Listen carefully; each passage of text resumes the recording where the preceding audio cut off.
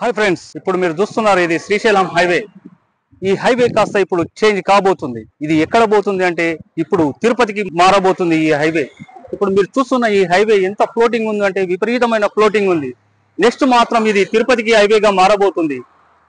ఏదైతే మనం బెంగళూరు నుంచి కర్నూలు వైపు వెళ్తున్నామో ఆ హైవే కాస్త తిరుపతికి చేరుకోబోతున్నామో అక్కడ నుంచి అది కాస్త ఇప్పుడు మనము తిరుపతికి ఈ రూట్ లో వెళ్ళబోతున్నాం.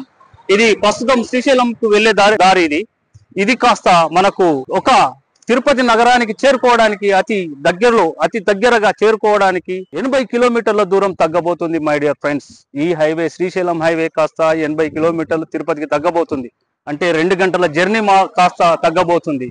ఇప్పుడున్న ఈ 2 వరుసల రహదారి కాస్త 4 వరుసలు కాబోతుంది. ఇది అదే విధంగా శ్రీశైలానికి అదే విధంగా తిరుపతికి 2 అత్యాధునిక కేంద్రాలకు ఒక మార్గం కాబోతుంది. అదే విధంగా టూరిజం హబ్ కు కూడా ఈ హైవే అనేది వేదిక కాబోతుంది. ఎందుకు చెప్తున్నానంటే ఇది ఒక కృష్ణా రివర్ పైన అత్యాధునిక అంగులతోని ఐకానిక్ బ్రిడ్జ్ రాబోతుంది. ప్రపంచంలోనే చైనా తర్వాత మన కృష్ణా రివర్ పైన తెలంగాణ ఆంధ్ర బార్డర్ కృష్ణా రివర్ పైన 1.5 కిలోమీటర్ల వరకు ఒక ఐకానిక్ బ్రిడ్జ్ రాబోతుంది.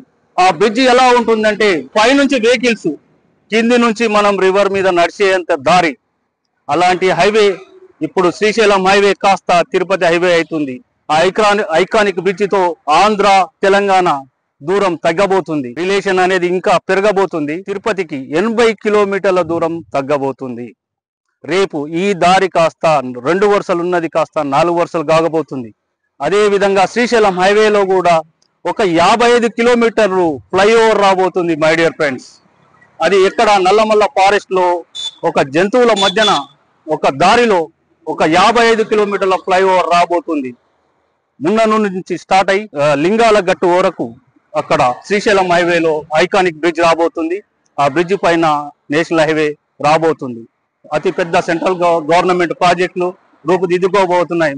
ఈ శ్రీశైలం హైవే కాస్త రూపురేఖలు రానున్న 5 నుంచి 10 ఏళ్లలో విపరీతమైన రూపురేఖలు మారబోతున్నాయి. శ్రీశైలం హైవే అనేది ఇప్పుడు ప్రస్తుతం హాట్ టాపిక్.